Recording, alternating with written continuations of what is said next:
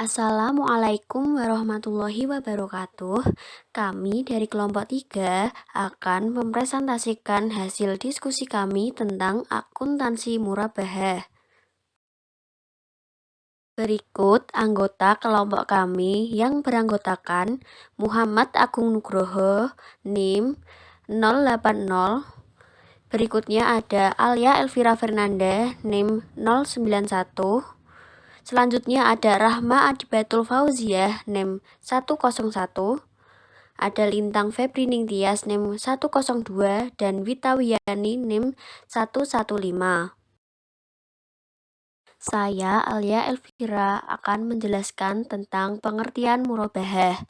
Yang pertama, murabahah secara bahasa berasal dari kata ribu atau keuntungan karena dalam transaksi jual beli bank menyebut jumlah keuntungannya atau margin. Bank bertindak sebagai penjual sementara nasabah sebagai pembeli. Selanjutnya, murabahah secara istilah adalah akad jual beli barang dengan menyatakan harga perolehan dan keuntungan atau margin yang disepakati oleh penjual dan pembeli. Akad ini merupakan salah satu bentuk natural certainty contracts karena dalam murabahah ditentukan beberapa required rate of profit-nya atau keuntungan yang ingin diperoleh. Selanjutnya ada istilah bai murabahah adalah jual beli barang pada harga asal dengan tambahan keuntungan yang disepakati. Dalam bai al murabahah, penjual, dalam hal ini adalah bank, harus memberitahu harga produk yang dibeli dan menentukan suatu tingkat keuntungan sebagai tambahannya. Dasar hukum, praktik akad mudharabah mengacu pada Al-Quran, hadis, ijma' dan fatwa DSN MUI dan Undang-Undang Republik Indonesia. Pertama, Al-Quran. Ayat ini menunjukkan bolehnya melakukan transaksi jual beli dan mudharabah merupakan salah satu bentuk dari jual beli. Dalam Al-Quran surah Al-Baqarah ayat 275 disebutkan wahalallahu bai'a wa harama riba, dan Allah telah menghalalkan jual beli dan mengharamkan riba. Dalam Al-Quran surat An-Nisa ayat 29 yang artinya, hai orang-orang yang beriman, janganlah kamu saling memakan harta sesamamu dengan jalan yang batil, kecuali dengan jalan perniagaan yang berlaku dengan suka sama suka di antara kamu. Hadis praktik murabahah selaras dengan as-sunnah yang dinyatakan akan memperoleh keberkahan karena telah dijalankan sesuai dengan prinsip-prinsip jual beli di atas kerelaan dasar, yaitu melalui hadis-hadis riwayat Ibnu Majah yang artinya Nabi bersabda, ada 3 hal yang mengandung berkah: jual beli tidak secara tunai, mudharabah, dan mencampur gandum dengan jawawut untuk keperluan rumah tangga, bukan untuk dijual. Hadis riwayat Ibnu Majah dari Suhaib. Sedangkan hadis lainnya yaitu dari Abu Sa'id Al-Khudri bahwa Rasulullah SAW bersabda, sesungguhnya jual beli itu harus dilakukan suka sama suka. Hadis Al-Baihaqi dan Ibnu Majah dan dinilai sahih oleh Ibnu Hibban. Ijma'. Para ulama generasi awal seperti Malik dan Syafi'i yang telah khusus mengatakan bahwa jual beli murabahah adalah halal, tidak memperkuat pendapat mereka dengan satu hadis pun. Malik membenarkan keabsahan murabahah dengan merujuk kepada praktik penduduk Madinah. Ada kesepakatan pendapat di sini Madinah tentang keabsahan seorang yang membelikan pakaian di kota dan kemudian dia membawanya ke kota lain untuk menjualnya lagi dengan suatu keuntungan yang disepakati. Sedangkan Syafi'i tanpa menyandarkan pendapatnya pada suatu teks syariah berkata, jika seseorang menunjukkan suatu barang kepada orang dan berkata, belikan barang seperti ini untukku dan aku akan memberimu untung sekian, lalu orang itu pun membelinya, maka jual beli ini adalah sah. Sedangkan menurut faqih mazhab Hanafi membenarkan keabsahan murabahah berdasar bahwa syarat-syarat yang penting bagi keabsahan suatu jual beli ada dalam murabahah dan juga orang yang memerlukannya. Faqih dari mazhab Syafi'i cukup menyatakan murabahah adalah boleh tanpa ada penolakan sedikit pun. Dewan Syariah Nasional atau DSN nomor 4 DSN MUI 4/2000 tentang murabahah menimbang, mengingat, memperhatikan, memutuskan, menetapkan. 1. Ketentuan umum murabahah. Bank dan nasabah harus melakukan akad murabahah yang bebas riba. Barang yang diperjualbelikan tidak diharamkan oleh syariah Islam. Bank membiayai sebagian atau seluruh harga pembelian barang yang telah disepakati kualifikasinya. Bank membeli barang yang diperlukan nasabah atas nama bank sendiri, dan pembelian ini harus sah dan bebas riba. Bank harus menyampaikan semua hal yang berkaitan dengan pembelian, misalnya jika pembelian dilakukan secara utang. Bank kemudian menjual barang tersebut kepada nasabah atau pemesan dengan harga jual senilai harga beli plus keuntungan. Dalam kaitan ini, bank harus memberitahu secara jujur harga pokok barang kepada nasabah berikut biaya yang diperlukan. Nasabah membayar harga barang yang telah disepakati tersebut pada jangka waktu tertentu dan telah disepakati. Untuk mencegah terjadinya penyalahgunaan atau kerusakan akad tersebut, pihak bank dapat mengadakan perjanjian khusus dengan nasabah.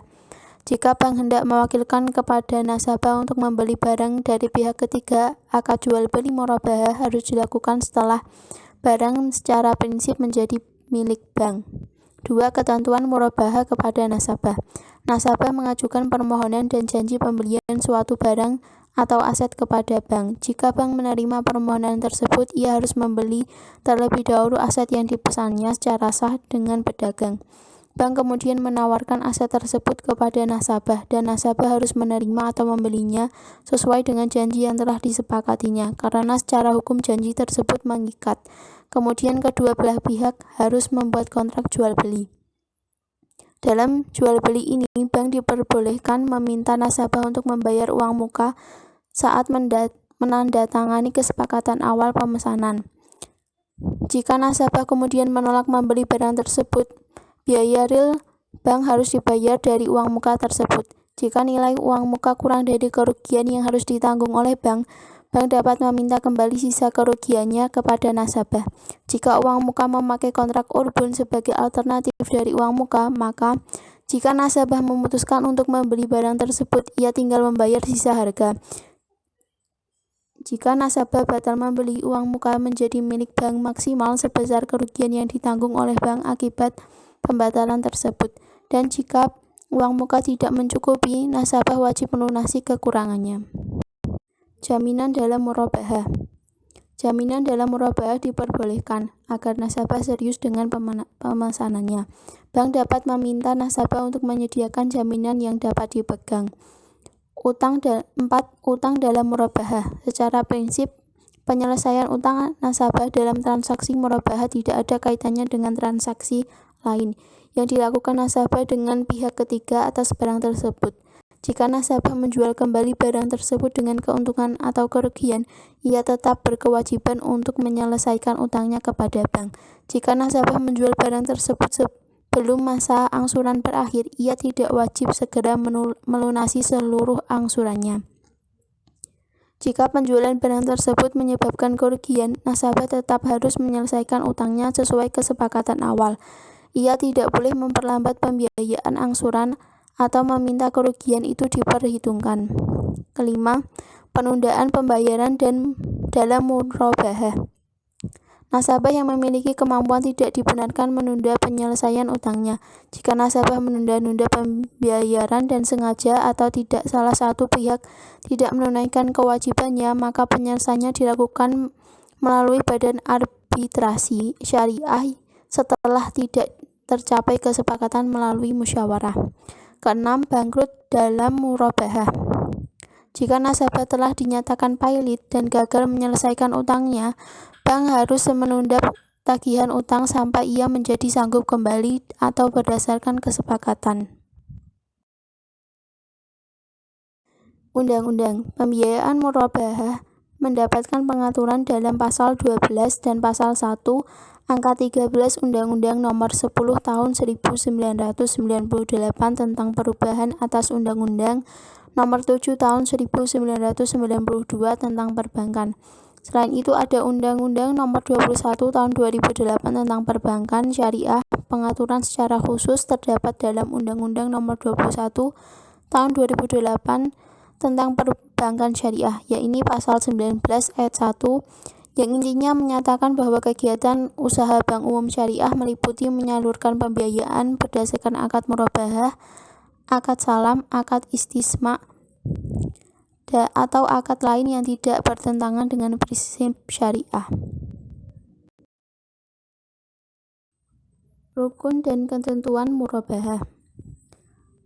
1. Pelaku harus cakap hukum dan balik atau berakal dan dapat membedakan. 2. Objek jual beli. Barang yang diperjualbelikan harus halal, bisa diambil manfaatnya. Barang tersebut jelas kuantitas, kualitas, dan harga yang harus dimiliki oleh penjual. Ketiga, ijab qabul. Pernyataan dan ekspresi saling ridho atau rela di antara pihak-pihak pelaku akad yang dilakukan secara verbal, tertulis melalui korespondensi atau menggunakan cara-cara komunikasi modern.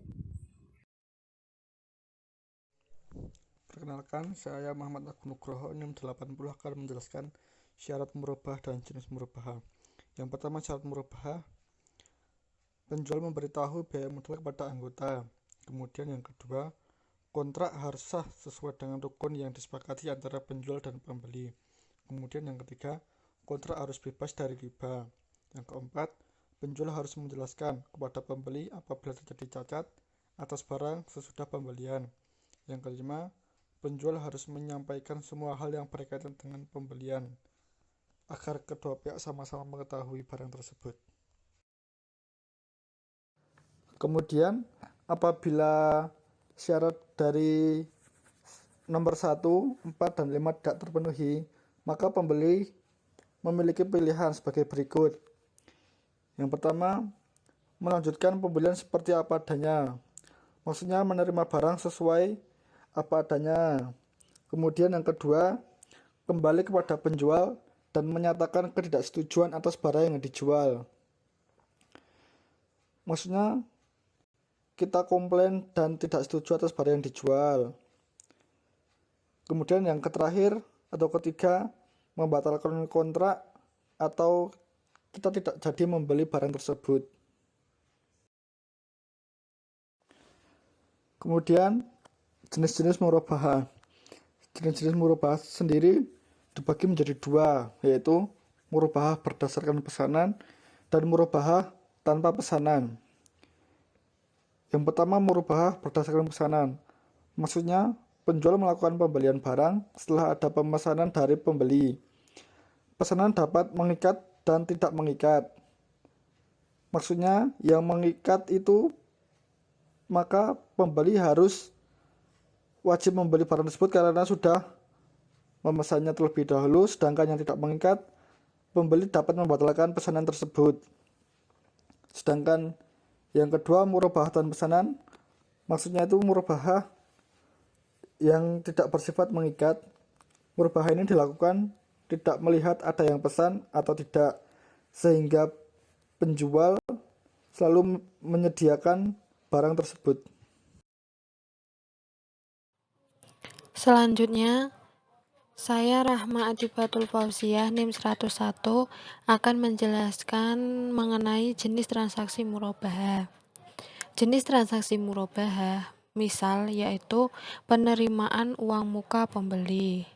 Hal-hal yang perlu diperhatikan saat terjadinya penerimaan uang muka dari pembeli atau nasabah kepada bank syariah, yaitu bahwa bank diperkenankan meminta uang muka kepada nasabah.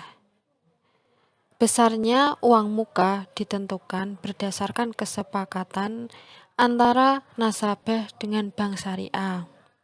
Uang muka tersebut diakui sebagai uang muka pembelian sebesar jumlah yang diterima. Lalu, akun yang digunakan yaitu hutang uang muka sebesar jumlah yang diterima. Selanjutnya, pembatalan transaksi uang muka dikembalikan ke nasabah setelah dikurangi biaya-biaya yang telah dikeluarkan oleh bank syariah. Contoh transaksinya yaitu 1. Tanggal 5 Februari 2020, Bank Amanah menerima uang muka dari Aminah atas barang yang dipesannya sebesar 25 juta sebagai tanda keseriusannya.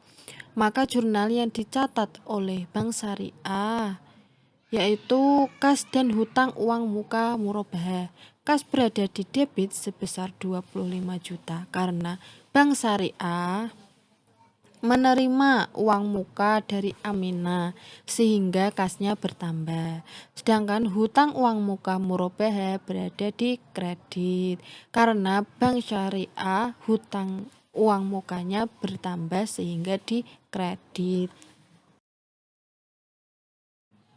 Jenis transaksi murabahah selanjutnya yaitu pembayaran uang muka Bank Syariah kepada pemasok.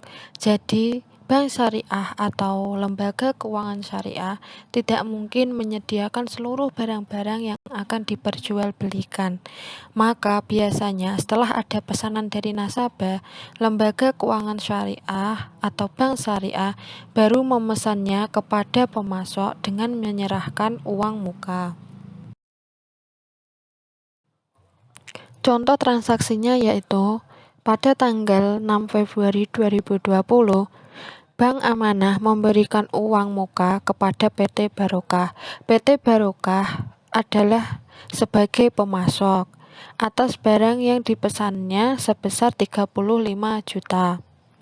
Maka jurnal yang harus dicatat oleh Bank Syariah yaitu piutang uang muka murabahah berada di debit sebesar 35 juta dan kas yang berada di kredit sebesar 35 juta. Saya Lintang Febrining Tias NIM 102 akan melanjutkan penjelasan materi. Selanjutnya C. Pengadaan aset murabahah dan pengeluaran biaya tambahan. Hal-hal yang harus diperhatikan dalam pengadaan aset murabahah dan pengeluaran biaya tambahan antara lain: penjual harus benar-benar memiliki barang, tidak menyediakan dalam bentuk uang, bank membeli atas nama bank sendiri, sah, bebas riba. Kemudian jika pembelian ke pemasok secara hutang juga harus disampaikan kepada nasabah. Selanjutnya harga jual adalah harga pokok ditambah keuntungan. Kemudian pada saat perolehan aset murabahah diakui sebagai persediaan sebesar biaya perolehan. Contoh kasusnya, tanggal 10 Februari 2020, Bank Amanah membeli mobil Avanza ke PT Barokah atas pesanan Fatimah seharga 150 juta rupiah. Uang muka yang sudah dibayar sebesar 50 juta rupiah, sehingga jurnalnya yaitu tanggal 10 bulan 2 2020, persediaan atau aset murabahah bertambah di debit sebesar 150 juta rupiah. Kemudian kas berkurang di kredit sebesar 100 juta rupiah. Piutang uang muka murabahah berkurang di kredit sebesar 50 juta rupiah. Contoh selanjutnya, tanggal 12 Februari 2020, Bank Amanah mengeluarkan biaya sebesar 7 juta rupiah untuk biaya balik nama mobil Avanza. Sehingga jurnalnya yaitu tanggal 12 bulan 2 2020, persediaan bertambah di debit sebesar 7 juta rupiah, kas berkurang sebesar 7 juta di kredit. Selanjutnya D. Penyerahan barang kepada pembeli. Hal-hal yang harus diperhatikan antara lain, lembaga keuangan syariah menyerahkan barang, bukan uang. Kemudian barang diserahkan setelah akad berlangsung. Persediaan sebesar harga perolehan barang. Pendapatan keuntungan murabahah sebesar keuntungan murabahah yang disepakati. Kemudian piutang murabahah sebesar harga jual barang yang disepakati atau harga pokok ditambah margin. Contoh kasusnya, tanggal 15 Februari 2020 diserahkan uang muka sebesar 35 juta rupiah sebagai bukti keseriusan pembelian mobil, sehingga jurnalnya adalah tanggal 15 bulan 2 2020, kas bertambah di debit sebesar 35 juta rupiah, kemudian hutang uang muka murabahah berkurang di kredit sebesar 35 juta rupiah. Contoh selanjutnya, tanggal 23 Februari 2020 dilakukan akad murabahah dan penyerahan barang oleh Bank Amanah dengan rincian sebagai berikut. Harga perolehan barang sebesar 150 juta rupiah. Keuntungan yang disepakati sebesar 20 juta rupiah. Harga jual yang disepakati sebesar 170 juta rupiah. Sehingga jurnalnya yaitu tanggal 23 bulan 2 2020, piutang murabahah didebit sebesar 170 juta rupiah. Kemudian pendapatan margin murabahah bertambah di kredit sebesar 20 juta rupiah. Persediaan di kredit sebesar 150 juta rupiah. Selanjutnya masih tanggal 23 bulan 2 2020, hutang uang muka murabahah didebit sebesar 35 juta rupiah. Piutang murabahah berkurang di kredit sebesar 35 juta rupiah. Sekian presentasi dari kelompok kami. Apabila ada salah kata dan kekurangan dalam penyampaiannya, kami mohon maaf yang sebesar-besarnya. Wallahu muwafiq ila aqwamit thoriq. Wassalamualaikum warahmatullahi wabarakatuh.